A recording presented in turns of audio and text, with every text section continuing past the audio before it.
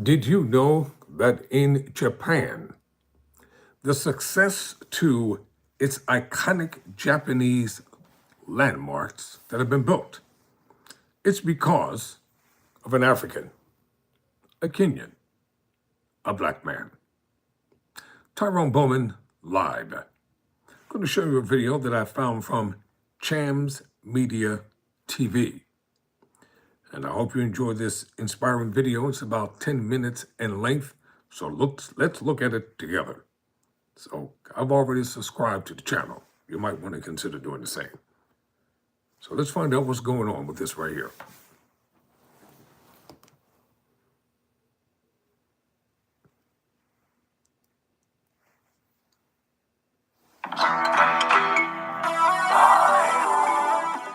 There are many civil engineers in Japan who are Kenyan. He is one of the brains behind Japan's technological innovations and a leader in matters civil engineering. Notable works, I'll say, is there's a bridge called Atal Setu Bridge. It's the longest sea bridge in India. I was there as the design lead. Yes, Nakuru-born Victor Maina narrates to us how he was able to build a life for himself abroad and how he's bridging the gap between Japan and his motherland. So my dream is to take my skills back to Kenya.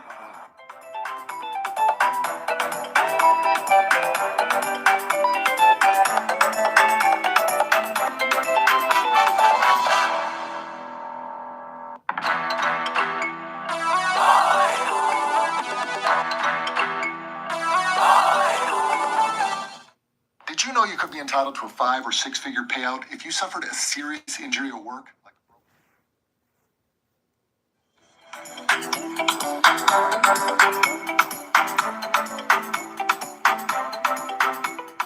When you think of Japan, most likely the thing that comes to mind is innovation. From technology to architecture, art to engineering, Japan is clearly ahead of the rest. What you might find surprising is the fact that Kenyans are indeed front and center of all this innovation. A perfect example is Nakuru-born Victor Anango Maina, a business development manager here in the land of the rising sun. Victor wastes no time in showing us the beauty and ingenuity of Japan's capital, Tokyo. I came to Japan 23 years ago, 2002. The Japanese government extended a scholarship to high school students. I was lucky that a certain teacher believed it was a good opportunity for me. So I took that opportunity, went for the tests and the exams, and I came here to Japan. The application was a very straightforward process. You just need to submit the necessary, your names, your grades, and but they had their own separate tests in maths, chemistry, biology, and Japanese. And this was a scholarship? It was a scholarship, fully paid by the Japanese government as part of their ODA. That was how the old boy of Starehe Boys Center got his start here. And given his professional ambitions, Japan was the perfect place for him. My dream to become an engineer was there. So I was given a project to make Nyumba ya Kuku. That was my first project. I think I was 11, and I was told, okay, you can budget for it, end at Aftambao, pick up Bay. So I think that is where the passion started. I joined Osaka University, studied civil engineering with a specialty in structural engineering. There were no other Kenyans around campus, Africans. In Osaka University, I think we were 2 or 3. You are lonely. Yes. I mean, when you're young, that excitement of meeting new people, learning new cultures. So I think I had that helped a lot. That I was young and I was inquisitive. In addition to the loneliness, there was also the not so slight issue of adapting to the Japanese culture. So the culture shock is when you expect people to treat you like this, but then they treat you differently. Or what you perceive to be kindness, somebody will pull off. And hope sickness, basically it was that freedom of making those funny jokes we make back home. Yes, so it took a while, but I just went into it, like I merged in. I had to adapt. And adapt he did. making it through the entire 4-year course before deciding to extend his stay in Japan to pursue a master's degree. During my studies, the scholarship give you an option to go back or to find a job here. So I thought, because I had spent so much time learning the language, investing in understanding the culture. So after 7 years, so 1 year Japanese language school, 4 years bachelor's and 2 years master's, I thought it would be a waste that I've spent so much time trying to adapt, and without any experience, practical work experience, I thought I'd better work. So I had to start job hunting. Luckily, the process of job hunting in Japan is quite well set out. With a little guidance, you can go through the process. You got a job. I got a job. I was hired as a design engineer because I studied structural engineering. So the company that was hiring me specializes in steel bridges. That is how we ended up having our very own at the heart of Japanese tech revolution. So notable works, I'll say, is there's a bridge called Nyatan Bridge. If you go to Hanoi, from the airport to the city center, there'll be a cable-stayed bridge, red one. So those cables were installed upon my guidance. So I'm very proud of that project. As a project manager, what was your role exactly? I was there as the design lead. My role was to ensure that when procuring the essential components, they are to the right length, price, and quality. So basically to ensure that at the end, that bridge is safe and to the client's requirements. So that is my first project where I felt that I could do it on a big scale. Then after that, another one is in Mumbai. That project is notable and close to my heart because it's one project I was involved in from the start to the end. Took 7 years. So from going and costing it, planning, it's all in your mind before you do it. And here in Japan? In Japan, I did, so the first year, as soon as I joined, I had to do one project. It's not in the cities, it is out in the hills. I had to do one project, it's called number 42 bridge. So there I was a design lead.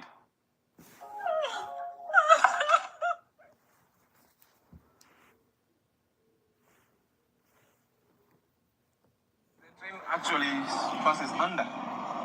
So vehicles planning, it's all in your mind before you do it. And here in Japan?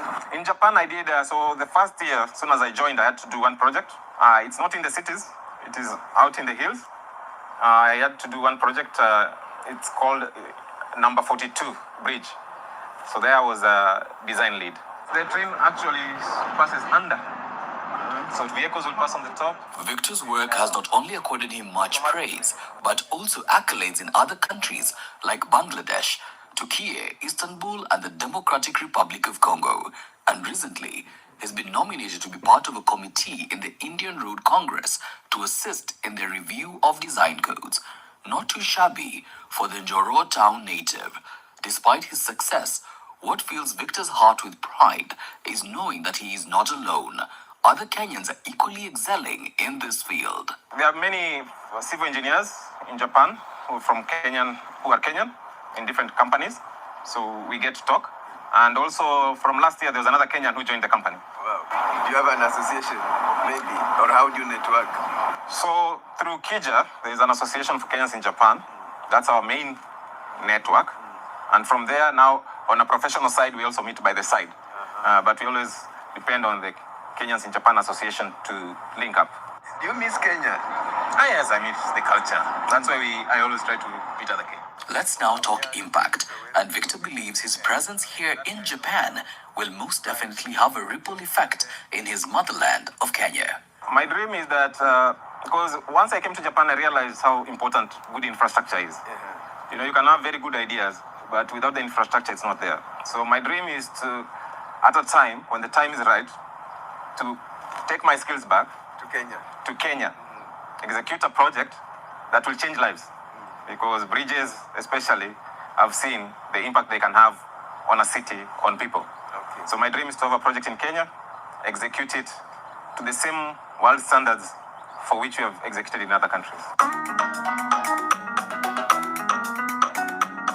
Victor Victor is a classic example of grabbing opportunities and not looking back. He has literally and figuratively built a good life for himself thanks to daring in Japan, and for that, he is eternally grateful. One aspect that has changed me a lot is the understanding that you are doing something not only for yourself, but for the next generation, for your neighbors. That is an aspect that the Japanese have, they really ingrain into you slowly. Yes, so you become more aware that what you're doing does not only impact you and your close friends, but it has further repercussions. And to all those inspired by his story, I believe that if you dream, and then the next part of the dream is to take action. I mean, there's a time that I had somebody say that you dream with your eyes awake, so that you're always moving ahead. And I think we should not be afraid to be told no. If you're afraid that somebody will say no, then you can never really push the boundaries. And I was lucky that when I was young, I didn't let anyone tell me it's impossible or stop. and that's what daring abroad is all about.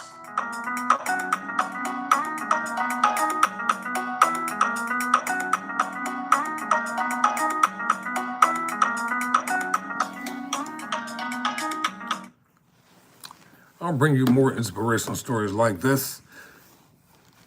A very proud, articulate, intelligent African from Kenya. Well, Kenya is in Africa.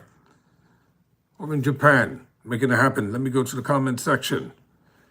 I'll read from the bottom up. No, from the first one. Ex-touring Japan. What's happening? That's all good. Captain Lao Chap. Okay. Canada, can't read that there. I'm doing good. How are you? All right, ladies and gentlemen, thank you for watching. Gotta get some other stuff done. Never surrender. Never quit. Hold up. Regards from the UK. Oh, wow. Thank you. Thank you, Adrian from the UK. Can you subscribe to the channel? And get some of your friends over there to subscribe in the UK as well. And because let's see.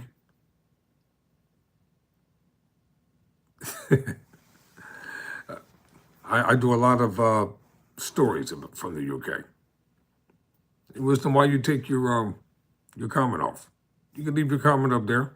You don't have on this channel. You don't have to take your comments off. You could listen. You can talk about Jesus on this channel. It's no problem. It's no issue. Put your comment back up. So how's life over in the UK? Are you still there? Talk to me. How's life over there? I'd like to know. So before I leave, I'll give you a couple of minutes to, all right now. Okay, we'll do so. Thank you, Wisdom. I have no problem talking about Yeshua HaMashiach. We'll never deny him. Thank you very much. All right, everybody. Thank you for commenting. Thank you for coming on. Kind of subscribe to Tyrone Bowman Live. I appreciate it. Never surrender. Never quit.